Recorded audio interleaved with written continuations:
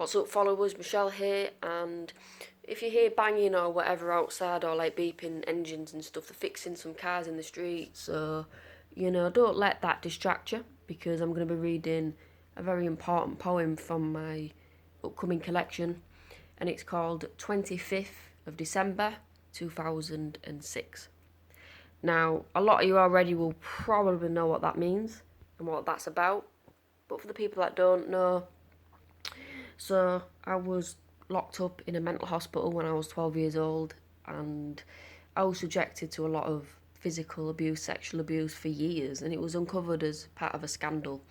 But it's more of a reflection on what still goes on in the system, to be honest.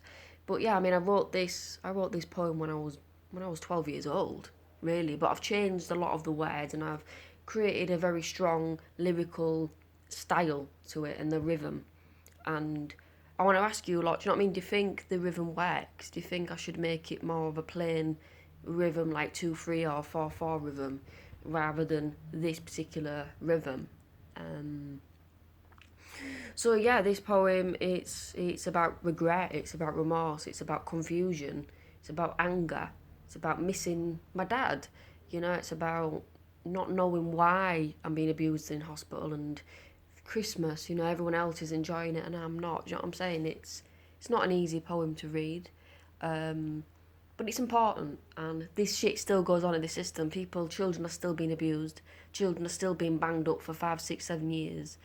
I mean, I know somebody that's been locked up in a mental hospital for 11 years, and they're not doing anything wrong. You know what I mean? People get trapped, and it's wrong. But anyway, yeah, I'm gonna read it. Let me know what you think in the description. That would help me out. And yeah. So yeah, 25th of December 2006. Shining lights of blue, silver, and green, light reflecting and bouncing, shimmering, sheen. Kids playing with parents as tears drip down my eyes. Will I display myself again, or will I rot away inside? 25th of December, and I'm screaming behind bars, looking up at the dark sky, staring mournfully at stars. They took away my freedom due to 1 hour, 1 act. I'll never be coming home. I know this for a fact. Conflicting thoughts on love, hate, and the grey. This place has it all, in terms of everything I can't say. Kids open presents as tears drip down my eyes.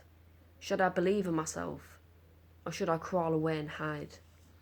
25th of December, and I'm being silenced behind bars, looking up at the dark sky, staring mournfully at stars. They took away my freedom due to 1 hour, 1 act. I'll know I'll never be coming home.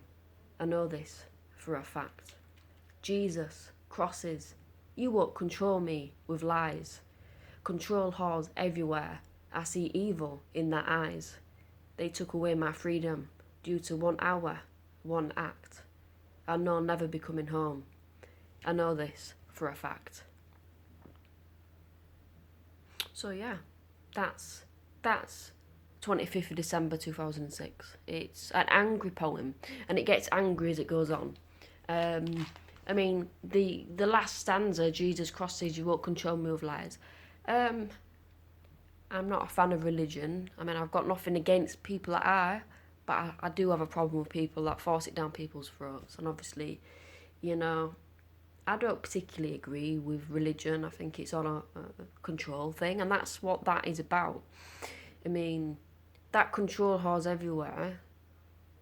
I see it in the terms of, I'm being abused. People are controlling me in this hospital, but people are being using religion as well as a weapon, and like causing wars and saying that you can't be gay because of the Bible and stuff like that. Do you know what I mean? That's what that control whores is about, and I see evil in their eyes, such as, people that spout the Bible for evil deeds, like the Ku Klux Klan. Do you know what I mean? They spout the Bible, but then they go and kill black people. Do you know what I mean? So there's a lot of religious evil in that sense, So it's not an easy poem. It's not an easy read, but I think it was quite important to read it.